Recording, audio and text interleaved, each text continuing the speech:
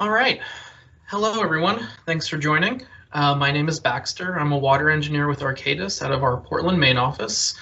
A little bit about myself. I have a PE and professional engineer in environmental engineering in the state of Maine and Vermont. My focus working at Arcadis has been on PFAS-specific treatment technology, evaluation, and design. Arcadis has experience with several different PFAS treatment technologies and their uses in the industry. My presentation today will provide an overview of these current treatment technologies for PFAS and focus on how fractionation specifically ties into the current treatment trends. So excited to present for you all today. So why is PFAS so difficult to treat? PFAS poses unique challenges because of their very low level detections. They don't biodegrade in nature. They're nearly impractical for chemical oxidation, and any destruction does take a lot of energy. All of this leads to very high difficulty in treating water for PFAS. The actual treatment mechanisms used for PFAS are adsorption, separation, and destruction. However, the most common stated practice is often a combination of different treatment technologies, what we refer to as a treatment train, to get the best results. So with that in mind, let's take a look at some of these different technologies that are out there currently. So this chart shows a summary of different PFAS treatment technologies for both solids like soils and liquids like water. The soils are in the gray boxes and the liquids are in the orange boxes. The black outlines are adsorption and separation technologies, and the blue outlines are destruction technologies. This is a very general overview, and should be noted that depending on any specific site conditions that you may have, that this chart will vary slightly. On your y-axis here, you have your stage of development for a specific technology. It goes from less developed to more developed up the axis there. And on your x-axis, you have the range of practicality as it's related to PFAS, going from less practical to more practical on the x-axis. So for example, adsorbents like carbon and ion exchange are going to be in the top right-hand corner because they're well developed and reasonably feasible for PFAS treatments. They're the de facto treatment process right now. And then as you move lower and to the left on this chart, we go into some of the newer technologies that become less and less feasible for full-scale larger volumes and flow rates, like electrocoagulation and advanced oxidation processes, AOPs. One technology that has been in development for the past few years and is now being used on full-scale sites with some good results is fractionation, which will be the topic of the remainder of this talk, but wanted to frame it in regards to the other technologies that are out there and available for PFAS treatments. So fractionation specifically, it is a separation technology that uses various gases to generate bubbles and physically separate the PFAS out of the water. Recent research has shown that there can be significant difference in the bubbles used depending on the gas.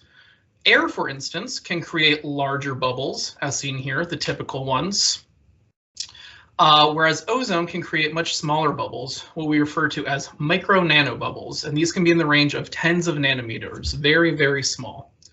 The smaller bubble size can be more desirable for PFAS treatment as it will increase the available surface area for treatment. For example, the numbers shown here, per 100 gallons, it's estimated that it can be more than 28 million% increase in surface area between the typical bubbles and micro nano bubbles. This creates more stability in the bubbles being produced, less chance of them coalescing, and better treatment for PFAS. In addition to using ozone, there's also a patented process by a company called Evocra. They're based out of Australia that uses ozofractionative catalyzed reagent addition. And since that's such a long word, we just call it the OCRA process. This process uses the ozone microbubbles previously explained and a reagent to increase the efficiency of the process and treat PFAS, including short-chain precursors, which, if you're aware of the different species of PFAS, is an important step. The gas-liquid interface that is in the OCRA process will elevate the oxidation reduction potential, the ORP. Conditions in that chamber, it will degrade organic co-contaminants like petroleum hydrocarbons, and it can also transform metal ions into stable compounds as well. These removed contaminants can either be destroyed or disposed of or reused where possible as well. The volume of waste in a typical OCRA process is estimated to be less than 2% of the raw influent, which can be a significant cost savings when we're talking about disposal costs for various treatment technologies. So to visualize the OCRA process a little bit easier, here's a basic flow diagram. Typically, reagent will be added in a feed water tank or in this first chamber here where the raw water is coming in. The raw water will come into your first chamber where you can add a gas such as ozone into a recirculation process, and it will generate foam that comes out the top of the column here as fractionates. Any remaining off-gassing like air ozone can come out the top of the column as well for further gas treatments.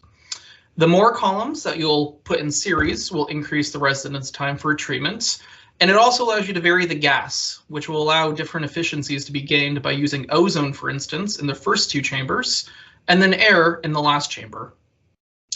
An additional polish vessel can be used at the very end of the OCRA process, depending on the final treated water requirements, to make sure that it is polishing any remaining co-contaminants that might be in there.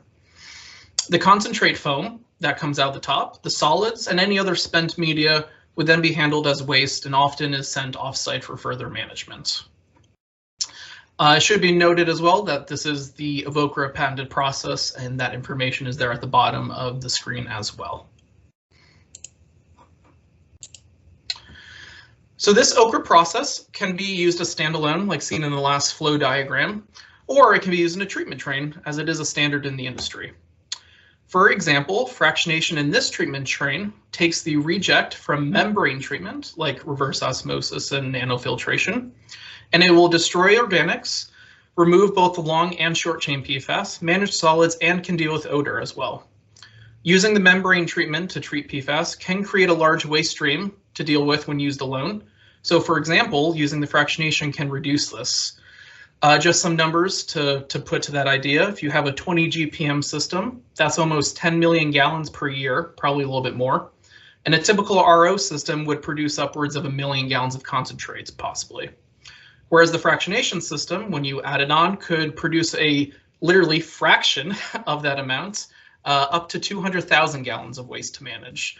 So that is much less waste than is produced with just membrane treatment alone, and is much more efficient to deal with for further management. That waste, for instance, is sent off for incineration or other destruction techniques like supercritical water oxidation, which is another promising technology in itself, which will destroy waste and allows for energy recovery, a whole nother presentation in itself. But want to mention there are other possibilities besides incineration out there as well being looked at. So wanted to jump into a case study now that we've talked about the basic process of fractionation. We'll look at a bench scale study that we performed at our Arcadis Treatability Lab in North Carolina. This bench study was performed with landfill leachate that was affected with PFAS. The influent PFAS was 430 nanograms per liter, and PFOS was 190 nanograms per liter, and there's some high TOC as well, which, as you know, might pose some difficulty for other treatments technologies. Other influent parameters not mentioned here that also could affect traditional media treatments include high TSS, sulfates, and other metals that you might find in leachate too. The bench scale unit that is shown here in the pictures is the one main chamber, represents one OCRA reactor, and also a retention tank for further testing. During these trials, both air and ozone gases were tested to determine what was the best treatment gas to use. So looking at the results from the BEST trial of this bench testing, a 3.5-hour run that treated about 26 gallons of water simulated 2 passes through 2 OCRA columns. It was 1 column, but sent back through to show what would happen if it went through twice. Both trials with air and ozone successfully treated the influent leachates to non-detect, which was less than 10 nanograms per liter, meeting the federal regulation of 70 currently for PFOS and PFOA. And ozone passes had better performance related to the volume of waste specifically. 4% with the ozone pass compared to 20% waste with using air. This shows that less volume is coming out using those ozone microbubbles as mentioned before, and is closer to the target of 2%, which is an estimate from the vendor for the process overall. And it's assumed that we can reach lower percentages when this is optimized in a field continuous trial and not just a bench trial. There's also added benefits of the oxidation in the ozone process, ensuring that all the PFAS compounds are removed as well. As you see, we took multiple samples during this test, and while there was still a little bit of PFAS in some of those first 2 or 3 samples, by the time you got to the very last 2 of the process, all PFAS was less than non-detect. So overall, it was a very successful bench scale test, proving the concept of fractionation for treating PFAS and encouraging results to go to a pilot scale. And here's a photo of what that foam concentrate looks like coming out the top of the column. And finally, just wanted to mention about some other full-scale concepts that are out there in the field. This is one in Australia currently by Evocra, and there's another pilot system being constructed here in the US, which is ready to be deployed coming up in the summer of 2021. So it's not just on the bench scale development phase anymore, but is actively being used out there in the industry as well. This is an example photo from 2017 where the columns are up and above in a very dry climate, so they don't need to be enclosed. But we are now looking at ones being installed in shipping containers as well to use for pilot and even full-scale applications here in the US. So finally, some brief conclusions. Fractionation is a viable PFAS treatment technology to be considered as part of that treatment train. The bench scale testing that we've done on this leachate and other influent streams as well shows a clear proof of concept in the lab scale for the PFOS and PFOA reduction. We are looking at further optimization in field pilot trials to maximize that fractionate to treated water ratio to reduce the overall volume of waste that needs to be disposed of. And as I mentioned before, we're expecting a portable pilot to be available this coming summer by Arcadis and Evocra. So with that, I'd like to thank everybody for watching my recording today. Here's my contact information if you're interested in reaching out and finding more.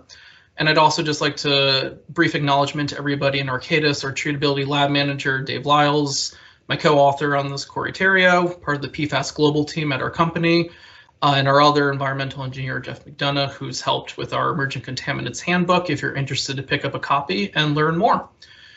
I'd gladly accept any questions via email if you have any, and I'll also be present at the Q&A today as part of the conference. Thank you very much, everybody.